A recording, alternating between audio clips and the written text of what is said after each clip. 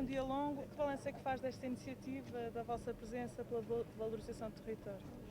Foi importante, sobretudo, pela oportunidade de tocar assuntos tão diversificados dentro deste grande tema da valorização do território e ter a oportunidade de ouvir pessoas trazerem pontos de situação sobre problemas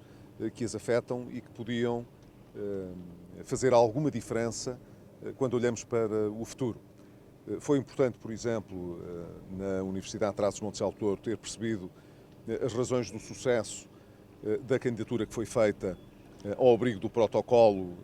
estabelecido com a CCDR a propósito dos centros de excelência. Havia 3 que estavam previstos, foram feitos protocolos com a Universidade da Beira Interior também e com a Universidade de Évora. Só este de Vila Real é que acabou por avançar. Percebemos que houve uma resposta muito pronta, quer da instituição universitária, quer da própria Comissão de Coordenação Regional, e que houve uma capacidade para atrair, na área que foi escolhida, que foi a vinha e o vinho, o essencial daquilo que são os interesses da produção para valorizar a iniciativa. Basicamente o que se pretende é atrair mais capacidade de investigação nessa área para acrescentar às competências que a Universidade já tem e depois, em conjunto com os agentes territoriais do interior, não apenas de Trás-os-Montes e Alto Douro, mas também das outras regiões, colocar essa capacidade ao serviço das empresas e acrescentar, portanto, valor às produções regionais. Era importante que houvesse, da parte das outras instituições e do Governo em particular, empenho em que se conseguisse replicar, de alguma maneira, este caso que está a ser bem sucedido aqui na UTAD para a Universidade da Beira Interior e para a Universidade de Évora, que tinham centros de excelência que podiam também desenvolver em áreas muito importantes, como os da tecnologia e do armazenamento de dados em nuvem, como era o caso da Beira Interior, bem como da gestão do agroalimentar e da água, no caso de Évora. Em segundo lugar, creio que é muito importante, sobretudo no domínio da agricultura, que é uma atividade económica que predomina em termos de territórios de baixa densidade, que houvesse estabilidade nas políticas que estão a ser seguidas. O PDR que está em execução não tem tido um grande desenvolvimento em várias das medidas que se aguardava que pudessem ser iniciadas, por um lado, e por outro lado, as pessoas queixam-se que existe necessidade de introduzir pequenas alterações às condições de elegibilidade para candidaturas que mereciam ter um atendimento mais rápido por parte dos serviços do Estado. Nós não deixaremos de remeter estas questões através do grupo parlamentar para que o Governo delas possa tomar conhecimento, mas instávamos o Governo, que é tão pronto em ações de campanha quase diária, a que pudesse também prestar atenção a estes pequenos problemas que às vezes fazem toda a diferença para quem está com investimentos planeados, quem julgava conhecer as regras do jogo e que agora vê de repente as coisas a alterarem-se significativamente ou simplesmente a não ter resposta a problemas que são colocados e que precisavam de ser respondidos rapidamente. Para finalizar, eu julgo que continua a ser muito importante que haja capacidade de desenvolver esta estratégia integrada de desenvolvimento destes territórios. Nós temos um país que é muito assimétrico deste ponto de vista e temos uma parte grande do país que está a ficar crescentemente desertificada. Hoje, depois do país ter investido tanto em acessibilidades viárias e ainda há algumas acessibilidades ferroviárias que precisam de ser melhor desenvolvidas, mas que estão previstas, depois de ter havido um investimento tão grande em infraestruturas, sobretudo na área da educação, do ensino, também da saúde, do apoio social, depois de termos, do ponto de vista das infraestruturas ambientais, investido também tanto, é preciso que exista uma estratégia integrada que seja conduzida de maneira a tirar o maior partido possível dos recursos locais que já temos. Não temos todos de fazer as mesmas coisas. É importante que cada região possa tirar o maior partido possível daquilo que são as suas condições específicas, mas esta estratégia, para ser bem sucedida, na captação de investimento direto externo, por um lado, e por outro lado, de valorização dos investimentos que já estão feitos, precisa não apenas de um esforço grande a desenvolver por todos os agentes que já estão no local, universidades e politécnicos, poder político local, comunidades intermunicipais, associações representativas dos principais setores económicos, mas precisa também de um acompanhamento e de um entrosamento muito grande, uma articulação muito grande com a própria Administração Central e, nomeadamente, com a AICEP. Só podemos ser bem-sucedidos a atrair novos investimentos, novos empreendedores, novos projetos para os nossos territórios, se soubermos valorizar o que temos, mas também se soubermos vender bem essas oportunidades lá fora. E isso exige, portanto, uma articulação muito forte, muito grande com o Governo. E os governos não podem perder todo o seu tempo apenas para canalizar aquilo que são as atenções dos nossos investidores para os maiores centros que hoje dispomos. É preciso, de certa maneira, saber promover todo o território nacional. E este é um bom exemplo, perguntava eu, desta unidade aqui que acabou de visitar. Este é o exemplo de uma unidade que foi aqui inicialmente instalada por outros promotores e que teve a sua viabilidade económica em causa, dado que uma das suas principais matérias-primas, que é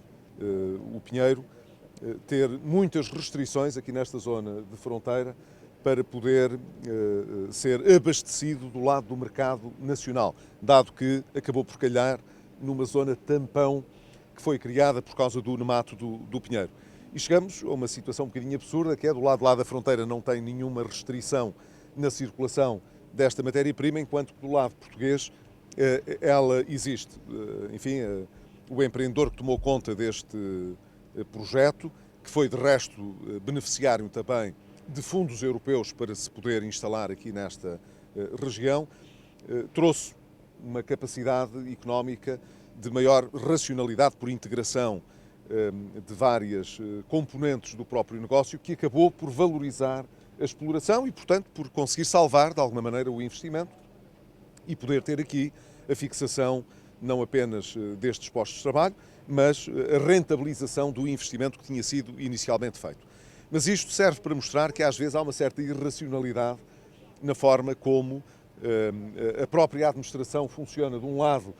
fornece os apoios e os incentivos para que os investimentos aconteçam, mas depois, do outro lado, proíbe-os de poder aceder àquilo que pode viabilizar, no fundo, o investimento que é a própria matéria-prima, sem que isso muitas vezes seja feito com toda a lógica ou toda a racionalidade. Serve, portanto, para dizer que quando estamos a olhar para o território, não podemos fazer vista grossa àquilo que são as particularidades de cada investimento, de cada região, de cada localidade. Quando queremos ser bem-sucedidos,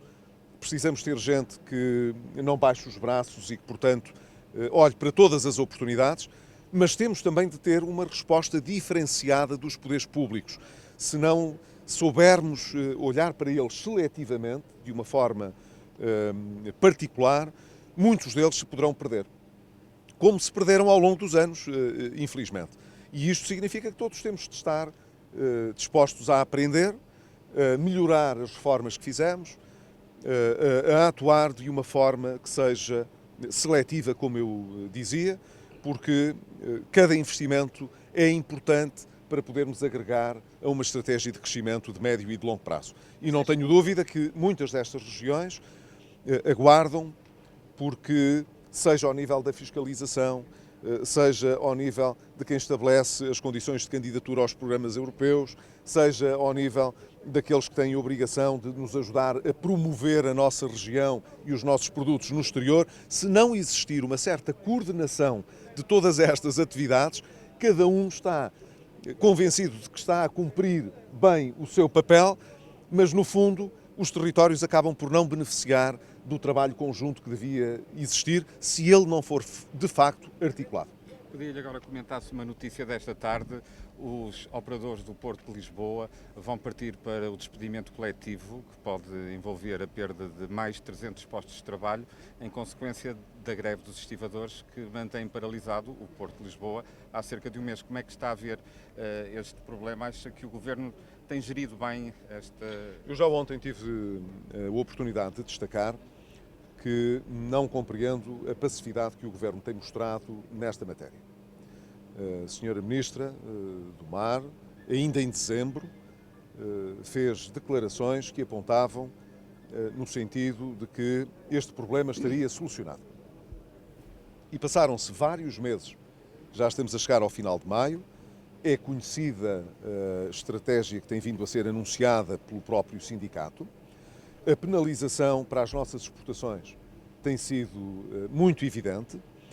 e não tenho dúvida, no fim ainda restará um cenário tão perverso quanto é o de poder conduzir até ao despedimento dos próprios trabalhadores. O que significa, portanto, que não é a racionalidade que está aqui a ser salvaguardada. Há medidas de política que deviam já ter sido adotadas em devido tempo para evitar que chegássemos tão longe quanto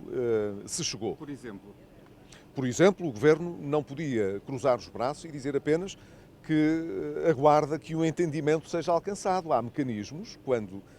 se ultrapassam certas barreiras, há mecanismos que o Governo pode adotar intervindo sobre estas situações. O último dos quais, a requisição civil, como é sabido, que é possível de declarar quando está em causa um interesse muito relevante, mas há outros graus de intervenção e de mediação que é possível alcançar. Na verdade, o que nos parece é que o Governo, para não desagradar